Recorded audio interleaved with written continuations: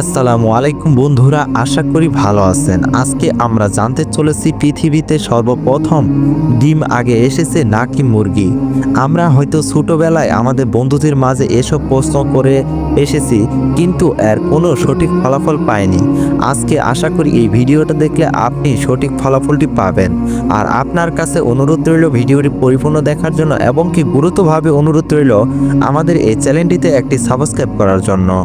চলুন আপনার মূল্যবান সময় নষ্ট না করে শুরু করা যাক।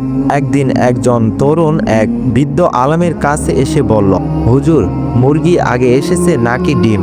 আমি অনেক ভেবেছি, কিন্তু কোনো সিদ্ধান্তে আসতে পারছি না।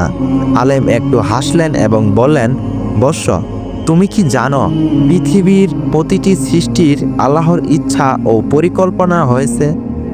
যখন আল্লাহ আদম আলাইহিসসালাম এবং হাওয়া আলাইহিসসালামকে সৃষ্টি করেছিলেন, তখন তাদের কোনো মা বাবা ছিল না। এভাবে আল্লাহর প্রথম মুরগিকে সৃষ্টি করেছিলেন পূর্ণাঙ্গ অবস্থায়। এরপর সেই মুরগি ডিম পেড়ে প্রজন্ম সৃষ্টি করেছে। তরুণ অবাক হয়ে বলল, তাহলে কি মহান আল্লাহ তাআলা মুরগি আগে সৃষ্টি করেছেন, তাই না? আলেম উত্তর দিলেন, ঠিক তাই। আল্লাহ সর্বশক্তিমান, তিনি যাকে আগে প্রয়োজন মনে করেছেন তাকে আগে সৃষ্টি করেছেন। এখানে তর্কের কিছু নেই, কারণ সৃষ্টির পেছনে আল্লাহর একটি বিশেষ প্রজ্ঞা রয়েছে যা মানুষের বোধগম্যতার বাহিরে। তরুণের মনে প্রশান্তি এলো। সে বুঝল যে সৃষ্টির প্রতিটি স্তরে আল্লাহর পরিকল্পনা ও উদ্দেশ্য বিদ্যমান। ইসলাম বিশ্বাস করে আল্লাহ যা কিছু সৃষ্টি করেছেন তা নির্দিষ্ট উদ্দেশ্যে নিয়ে সৃষ্টি করেছেন। কোরআনে আল্লাহ বলেছেন, তিনি যা কিছু সৃষ্টি করেছেন তা পরিপূর্ণ এবং সুন্দর করেছেন। সূরা সেজদা আয়াত ৭। তাই এই প্রশ্নটি মানুষের সীমিত জ্ঞানের একটি ফল, যেখানে আল্লাহর সৃষ্টির গভীরতা বোঝা কঠিন।